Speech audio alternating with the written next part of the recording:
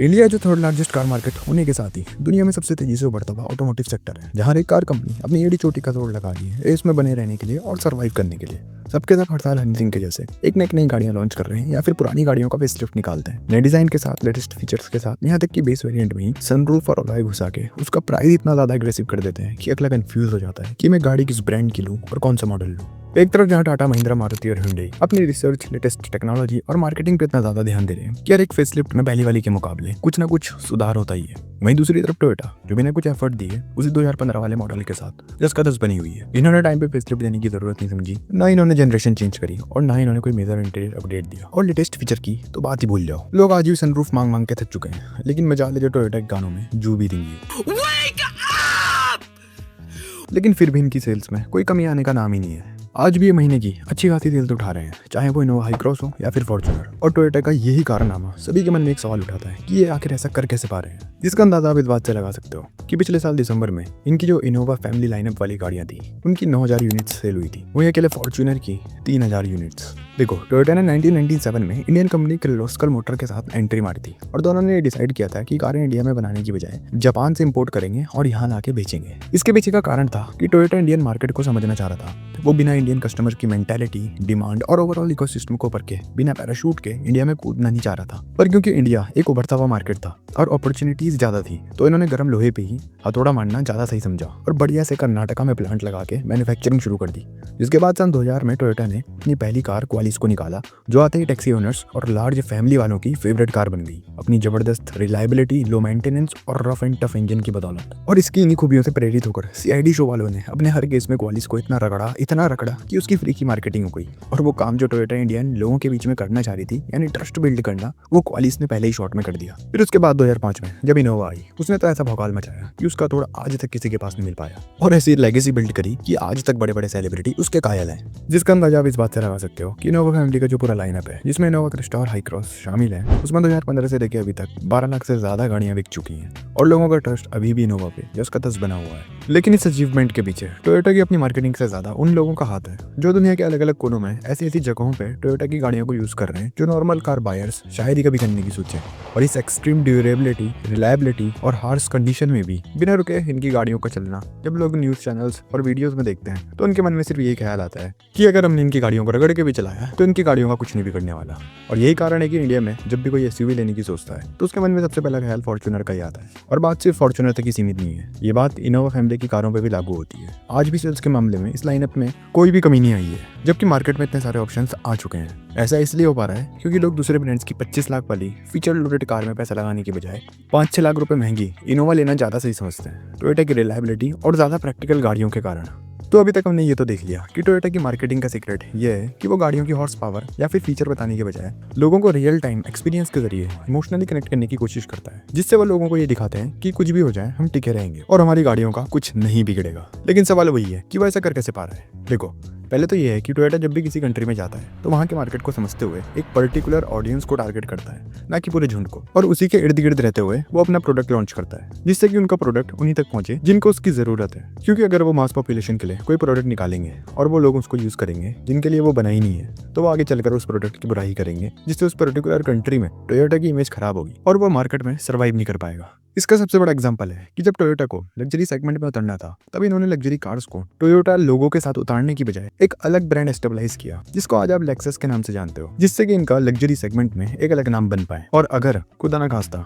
वो luxury cars इनकी चली नहीं, तो टोयोटा का वर्ल्ड वाइड जो एसयूवी सेगमेंट में इतना बड़ा नाम है वो खराब ना हो। दूसरा है लोकलाइजेशन। ये कभी भी किसी पर्टिकुलर कंट्री के हिसाब से बनी हुई गाड़ियों को दुनिया के सभी मार्केटों में चेपते नहीं है, बल्कि उस गाड़ी को उस कंट्री के लोगों के प्रेफरेंस, रोड कंडीशंस और मार्केट की यूनिक नीड्स के हिसाब से मॉडिफाई करते हैं। जैसे कि जो लैंड क्रूजर मिडिल ईस्ट में आती है वो बाकी लैंड क्रूजर से डिफरेंट होती है। उसमें बड़ा radiator grille, powerful engine, dual fuel tanks होते हैं, जिससे कि वो वहाँ की एक्सट्रीम हीट और सैंड को झेल पाए। इसी के साथ टोयोटा किसी भी देश में अपनी कारों के प्रोडक्शन के लिए लोकली मैन्युफैक्चरिंग की जो फैक्ट्रीज होती हैं उनसे पार्ट सोर्स करता है बजाय इंपोर्ट करने के, ताकि प्रोडक्शन कॉस्ट रिड्यूस हो और लोकल इकोनॉमी को भी बूस्ट मिले, जिससे मार्केट में कॉम्पिटिटिव और रेलेवेंट बने रहे। लेकिन जो टोयोटा को बाकी ब्रांड से ज्यादा इफेक्टिव और इफिशिएंट बनाता है वो इनका टोयोटा प्रोडक्शन सिस्टम यानी टीपीएस, जिसका मेन मकसद है कम लागत में बिना वेस्ट के हाई क्वालिटी क्वालिटी प्रोडक्ट बनाना। और इसको अचीव करने के लिए इनके दो मेन पिलर्स काम में आते हैं। पहला है जस्ट इन टाइम, यानी जब फैक्ट्री में गाड़ियों का प्रोडक्शन होता है उस टाइम पे जिन पार्ट्स की जरूरत होती है वो उसी टाइम लाए जाते हैं और उतनी क्वांटिटी में लाए जाते हैं जितनी उनकी जरूरत है, ना ज़्यादा ना कम। लेकिन ऐसा किया क्यों जाता है?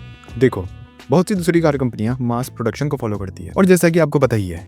एक पर्टिकुलर गाड़ी को बनाने के लिए कंपनियां सारे पार्ट्स खुद नहीं बनाती हैं, बल्कि दूसरी टीयर 1 और टीयर 2 पार्ट्स मैन्युफैक्चरिंग से उन पार्ट्स को लेती हैं और मास प्रोडक्शन करती हैं। और फिर आगे चलकर जब गाड़ियों में डिफेक्ट निकलते हैं तो उन कंपनियों को गाड़ियों को रिकॉल करना बहुत मुश्किल पड़ जाता है, जिससे पैसा और समय दोनों बर्बाद होते हैं। तो इसी प्रॉब्लम से निपटने के लिए टोयोटा मास प्रोडक्शन ना करने की बजाय उतने ही पार्ट्स मंगाता है जितने की उनको ज़रूरत होती है, ताकि अगर कोई डिफेक्ट हो भी तो वो पहले ही पता चल जाए। टीपीएस का दूसरा पिलर है जूडो का, यानी कि ऑटोमेशन विद ह्यूमन टच। आपने देखा ही होगा कि अब ज़्यादातर फैक्ट्रियों में जो भी प्रोडक्शन होता है वो रोबोट्स द्वारा किया जाता है, जिससे 1 घंटे में 60 से 70 गाड़ियां बनकर तैयार हो जाती है और प्रोडक्शन लाइन बिना रुके स्मूथली चलती रहती है, जिसके आखिरी में एक क्वालिटी कंट्रोलर अपॉइंट किया जाता है जो क्वालिटी को चेक करता है। ऐसे में कई बार ऐसे डिफेक्ट आ जाते हैं जिनको सही करना पॉसिबल नहीं होता है, जैसे कि panel gaps, seat belt issues और वायरिंग हार्नेस इश्यूज, जो कभी कभार क्वालिटी कंट्रोल में भी पकड़ में नहीं आ पाते हैं, जो गाड़ी बाहर निकलने के बाद ही पता चलता है। लेकिन वही दूसरी तरफ टोयोटा अपने unique and on wire system की बदौलत वर्कर को ये छूट देता है कि अगर उसे कहीं भी कोई भी डिफेक्ट दिखे तो वो एंड ऑन कॉर्ड को खींच के पूरी प्रोडक्शन लाइन रोक दे, ताकि सुपरवाइजर उसी वक्त आके रूट कॉज डिटेक्ट करें और एक स्टैंडर्ड अपडेट देके पूरी प्रोडक्शन लाइन को फिर से चालू कर दें, जिससे कि प्रोडक्शन लाइन की बाकी गाड़ियों में कोई दिक्कत ना है और वो डिफेक्ट फ्री बाहर निकले। और इसी respectful nature towards worker environment के कारण टोयोटा का हर एक वर्कर किसी भी गलती को छुपाता नहीं है, बल्कि प्रोडक्शन लाइन को और ज्यादा बेहतर बनाने के लिए फीडबैक देता है, जिससे कि इस पूरे टीपीएस सिस्टम से टोयोटा 7 तरह के मुद्दा यानी वेस्टेज को एलिमिनेट कर पाता है, जैसे कि over production, waiting, transportation, extra processing, inventory, unnecessary movement और डिफेक्ट्स। लेकिन शुरुआत में जब टोयोटा इस तरह से मैन्युफैक्चरिंग करने के तरीके को अपना रहा था उस टाइम प्रोडक्शन काफ़ी स्लो और डिलेज काफ़ी ज़्यादा होते थे। लेकिन जैसे जैसे टोयोटा ने वर्कर्स और मैनेजर्स को एम्पावर्ड किया वैसे वैसे वो टीपीएस से यूज टू होते गए और प्रोडक्शन ओवरऑल फास्टर और रिलायबल बनता चला गया। और क्योंकि टोयोटा प्रोडक्शन सिस्टम क्वांटिटी से ज़्यादा क्वालिटी पे फोकस करता है, इसी कारण टोयोटा की गाड़ियाँ इंडिया में बहुत बेसिक फीचर्स के साथ ही आती हैं, बजाय किसी हाईटेक कंसोल्स या फिर कॉम्प्लेक्स इलेक्ट्रॉनिक सिस्टम के जो बाकी ब्रांड्स में आ रहे हैं। क्योंकि ज़्यादा हाई एंड पार्ट्स यूज होंगे तो प्रोडक्शन प्रोसेस कॉम्प्लेक्स होगा,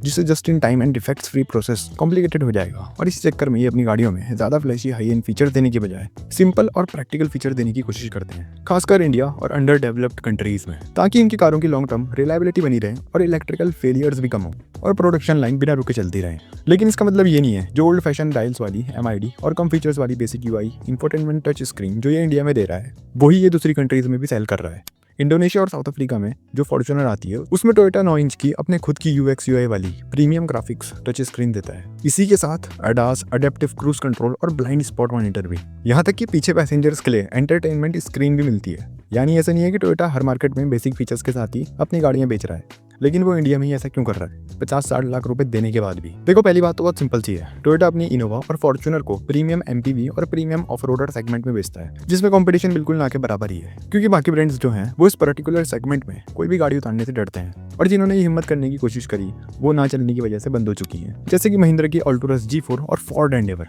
वहीं जो Isuzu MU-X अभी आती भी है उसकी सेल्स अभी वेंटिलेटर पर ही चल रही है। और इसीलिए जब भी कोई इंडिया में एक प्रीमियम SUV या MPV लेने की सोचता है तो सभी के मन में ख्याल इनोवा और फॉर्च्यूनर का ही आता है। वहीं इसी के उलट अपनी ग्लोबली रिलायबल कार वाली जो इमेज है उसके बावजूद भी ऑस्ट्रेलिया और न्यूजीलैंड में फॉर्च्यूनर अपनी लो सेल्स के कारण बंद हो चुकी है, क्योंकि वहाँ इस सेगमेंट में लोगों को काफी सारे दूसरे ब्रांड्स की गाड़ियां मिल जाती हैं और वो अप मार्केट भी होती हैं, जितना पैसा वो उनके लिए दे रहे होते हैं। लेकिन एक चीज जो इंडिया में प्रचुर मात्रा में पाई जाती है और इन देशों में ना के बराबर, वो है भौकाल मचाने का कीड़ा। वहाँ लोग गाड़ी नेता बन के रोड पर उड़ाने के लिए नहीं लेते, बल्कि वहाँ का बायर सेंसिबल और मैच्योर है, वहाँ ऐसी हरकतें नहीं चलती हैं। लेकिन इन सब चीजों के बावजूद भी मेरा मानना ऐसा है कि अगर आज फोर्ड अपनी एंडेवर के साथ इंडिया में होती तो टोयोटा को झक मार के अपनी फॉर्च्यूनर को अप टू डेट रखना पड़ता और तब शायद टोयोटा का ये रिलायबिलिटी वाला फैक्टर इस सेगमेंट पे उतनी सेल्स नहीं उठा पाता जितनी आज ये उठा रहा है, स्पेशली फॉर्च्यूनर के मामले में। खैर, फोर्ड इंडिया में दोबारा कब आता है इसका तो कुछ पता नहीं है, लेकिन इतना लेवरेज मिलने के बाद भी टोयोटा का इंडियन मार्केट के प्रति काम चलाऊ रवैया बिल्कुल भी सही नहीं है। टोयोटा को डेफिनेटली भारत में अपना लेवल अप करने की जरूरत है और ज्यादा एक्टिव होने की जरूरत है। बाकी अब आप बताओ कि टोयोटा का ये रवैया उन्हें इंडियन मार्केट में लॉन्ग टर्म गेम में ऊपर ले जाएगा या फिर डुबाएगा।